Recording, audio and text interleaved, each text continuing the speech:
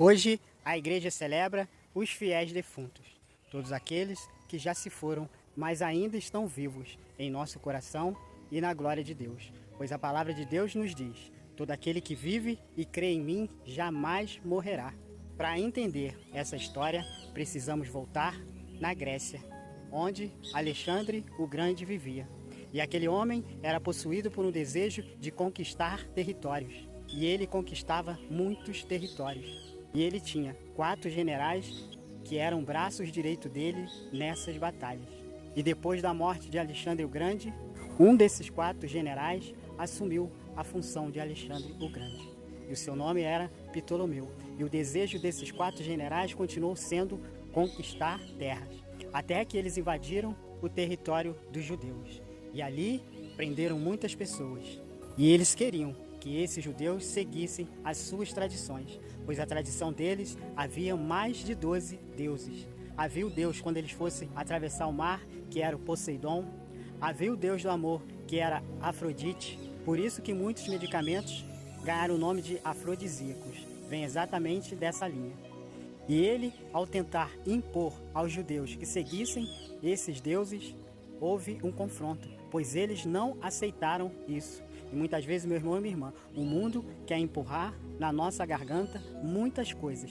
Nós não devemos aceitar, nós devemos nos posicionar e lutar contra isso. E nesse momento, Deus levanta Judas Macabeus, que foi um homem que assumiu de frente o exército dos Macabeus. E ali guerreava contra essas ideias e contra os soldados, comandados por Ptolomeu. E numa dessas batalhas, Judas Macabeus e seus soldados derrotaram o exército inimigo. Mas ali houve muitas mortes de soldados de Judas Macabeus.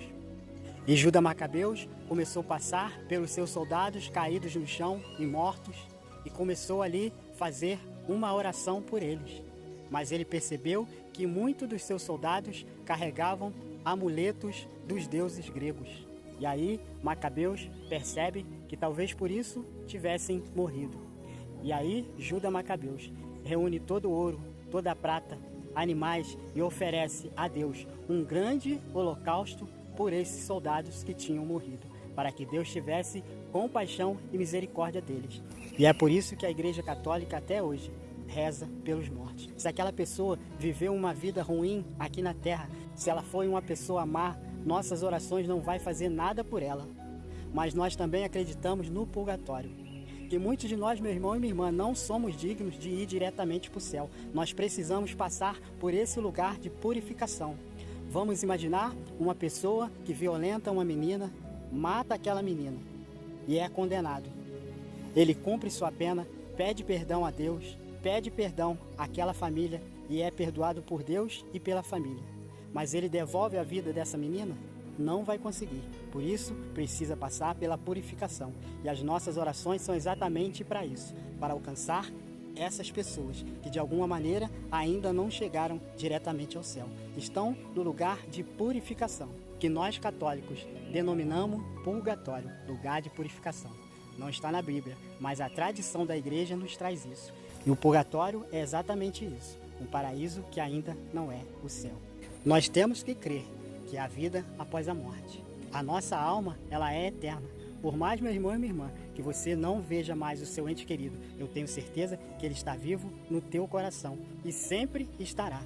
Nós podemos pensar, mas ninguém voltou para contar como é.